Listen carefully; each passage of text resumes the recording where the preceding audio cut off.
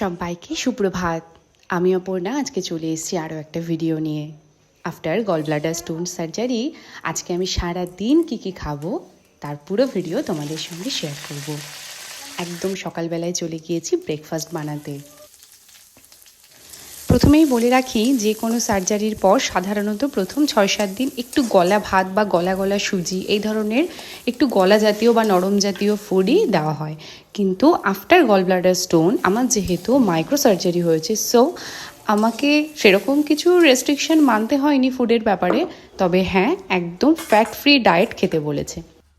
তোমরা দেখেছো এতক্ষণ ধরে আমি একটা আলুর পুর বানিয়েছিলাম, যেটা ভীষণ ইজি প্রসেস, আশা করি সবাই লক্ষ্য করেছো। আর এই যে ব্যাটারটা দেখছো, এটা আগের দিন 2 কাপ বিউলির ডাল আর 1 কাপ নর্মাল যে আমরা যে চালের ভাত খাই সেই সেদ্ধ চাল আমি ভিজিয়ে রেখেছিলাম। সকালবেলা এই ভেজানো চাল ডালের মধ্যে একটুখানি আদা আর একটা কাঁচা লঙ্কা দিয়ে মিক্সিতে পেস্ট করে রাখা হয়েছে। আমাদের ধোসার ব্যাটার একদম রেডি, বাট এই এতটা ব্যাটার লাগবে না, তাই কিছুটা আমি আলাদা করে রেখে দিয়েছি। আর কিছুটা ব্যাটার নিয়ে তার মধ্যে একটু জল মিশিয়ে ব্যাটারটাকে পাতলা করেছি, আর একটু নুন দেবে স্বাদ মতো। ব্যাস, এইবার প্যানটাকে গরম করে হালকা একটুখানি অলিভ অয়েল দিয়েছি, তার উপর একটু জলের ছিটে দিয়ে টিস্যু দিয়ে আবার জল তেলটাকে মুছেও নিয়েছি। গরম তাওয়াতে এই যে একটু পাতলা হয়ে গেছে ব্যাটারটা, এই ধোসার ব্যাটারটা দিয়ে হালকা হাতে হাতার উল্টো পিঠটা দিয়ে গোল গোল করে ঘুরিয়ে নিয়েছি। ক্রিস্পি ধোসা বাড়িতে তোমরা খুব সহজে তৈরি করতে পারবে। আর ধোসা কিন্তু আমাদের ভীষণ একটা হেলদি অপশন ফর ব্রেকফাস্ট। সর্ষে আর কারি পাতা ফোড়ন দিয়ে এই আলুর পুরটা এত সুন্দর খেতে লাগে, তাই এই ধোসার ওপরে আমি এই আলুর পুরটা দিয়ে দিয়েছি, উপরে একটু কাঁচা পেঁয়াজ ছড়িয়ে দিয়েছি। ব্যাস, আমাদের মশালা ধোসা একদম হোমমেড ক্রিস্পি মশালা ধোসা রেডি। তোমরা কিন্তু এই মিক্সটা বানিয়ে, মানে চাল ডালের মিক্সটা বানিয়ে 1 সপ্তাহ রেখেও দিতে পারো, তাই যখন তখন সকালবেলা এটা করেই খেতে পারো। আর সাথে নিয়েছিলাম 1 কাপ গরম গরম ব্ল্যাক কফি। তোমরা সবাই জানো আমি কতটা কফি লাভার।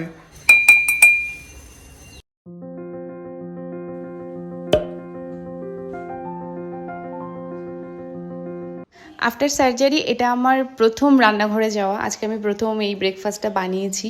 তো মামনি সবাই একটু টেনশনেই ছিল। খেতে ভীষণ ইয়াম্মি লাগছে, বহুদিন পরে নিজের হাতে কিছু রান্না করে খাচ্ছি। যদিও মামনি 90% কাজ করেই দিয়েছে, মিক্সিতে মশলা পেস্ট করে দেওয়া, আলু সিদ্ধ করা, সব কিছু কমপ্লিট। আচ্ছা, বলে রাখি আফটার সার্জারি প্রচুর পরিমাণে ফল খেতে বলেছে। যদিও এই 1 প্লেট ভর্তি ফল আমি একা খাইনি, আমি আর বোন দুজনে মিলেই খেয়েছি।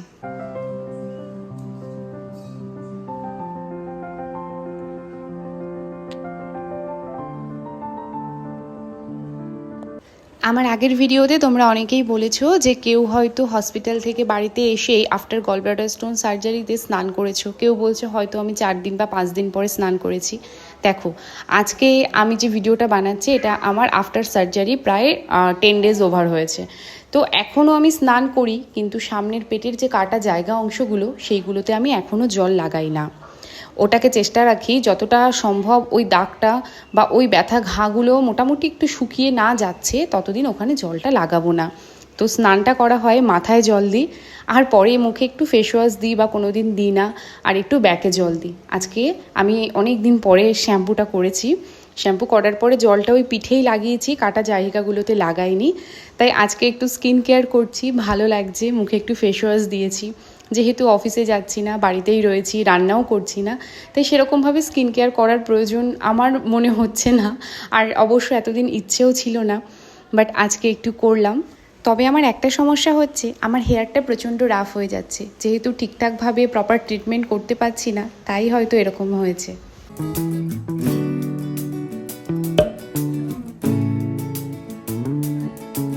স্নানের পরে কাটা জায়গাগুলো পুরোটা ড্রেসিং করা হয়। আমার বোন বা মামনি এদের মধ্যে কেউ না কেউ প্রত্যেক দিন করে দেয়।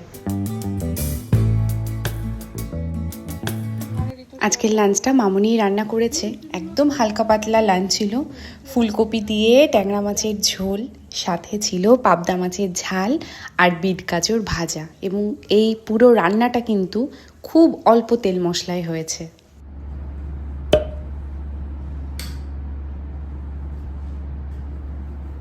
ঠান্ডা বেশ হালকা হালকা করে পড়ছে, আর আমাদের দিনটাও ছোট হয়ে গেছে। এখন বাজে সন্ধে 6টা, অথচ বাইরেটা পুরো অন্ধকার হয়েছে। মনে আছে আমি যখন ওটিতে গিয়েছিলাম তার আগের দিন বাড়িতে সুন্দর একটা চা পার্টি করেছিলাম, তোমাদের সঙ্গে ভিডিওতে শেয়ার করেছি। আজ অনেক দিন পরে আজকে আবার সন্ধ্যের একটা চা বানাচ্ছি। তবে না, আজকে আমি একাই চাটা খাবো। একদম আদা দিয়ে একটা লিকার চা বানাচ্ছি 1 কাপ। সাথে বাবাকেও দিয়েছিলাম, ওনারও যেহেতু সুগার আছে তো চিনি ছাড়াই খান। আর আমি নিয়েছিলাম একটুখানি মুড়ি।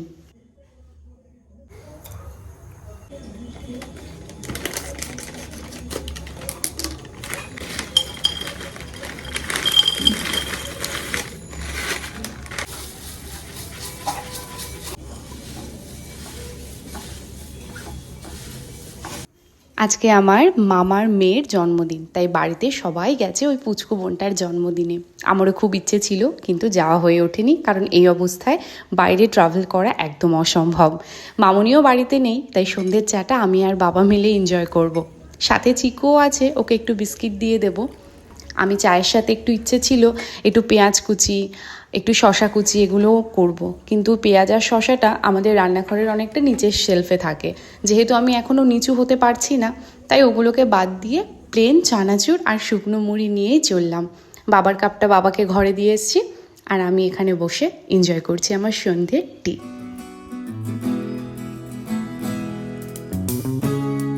আজকে আমাদের বাড়ির পাশেই মেডপ্লাস থেকে কিছু পার্সেল অর্ডার করেছি। প্রথমেই নিয়েছি এই ন্যাপকিনটা, যেটা ভীষণ ভালো। সাথে নিয়েছিলাম একটু হরলিক্স, আর আমার বডি ওয়াশ শেষ হয়ে গিয়েছে। এই দুটো বডি ওয়াশ বাই 1 গেট 1 মাত্র 138-এ পেয়েছি, সো আমি ওটা লুফে নিয়েছি। রাতের ডিনারটা একদম লাইট। প্রথমেই ছিল এই যে চানা, যেটা নিরামিষ, খুব অল্প তেল মশলায় করা, আর সাথে নিয়েছি 1.5টা রুটি। এখন রাত্রি বাজে প্রায় 10টা।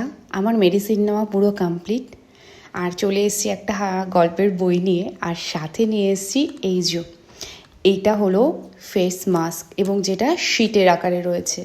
এই শিটের যে ফেস মাস্কগুলো, এগুলো আমি মাঝে মাঝেই ব্যবহার করি। এটা মনে হয় আমি বহু যুগ আগে কিনেছিলাম। তো আজকে বোন বললো, দি মুখে তো সেরকমভাবে তুই কিছু মাখছিস না, ব্যবহার করছিস না, আমার ঠান্ডারও সমস্যা রয়েছে, তাই প্যাকগুলো মাখলে আমার ঠান্ডা লেগে যায়। তো আজকে এই শিট মাস্কটা দিচ্ছি, ভালোই লাগে রাত্রিবেলা একটু স্কিন কেয়ার করলে। আর এই যে একদম রিল্যাক্সভাবে এই বইটা আজকে আমি প্রথম পড়া স্টার্ট করব, আর মি টাইমটাও এনজয় করছি। আফটার সার্জারি বেশি নড়াচড়া আমি এখনও করতে পারি না, তাই একটু রেস্ট নিই। আর তোমাদের ভ্লগটা কেমন লাগলো অবশ্যই জানিও। তোমরা সবাই ভালো থেকো, সুস্থ থেকো, টাটা।